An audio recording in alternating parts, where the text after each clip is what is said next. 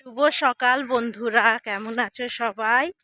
আর এই দেখো, এখন আমি আমার ছেলেকে ক্যারাটে ক্লাসে দিতে যাচ্ছি।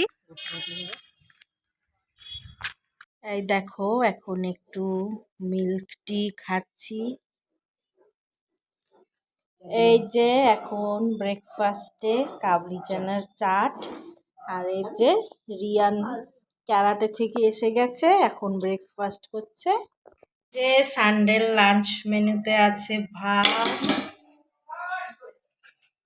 লাল শাক ভাজা, ডাল,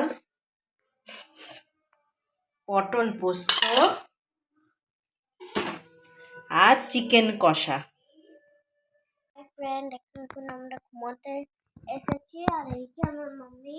hi friends, good night friends. আমরা এখন শুতে এসেছি। আর যদি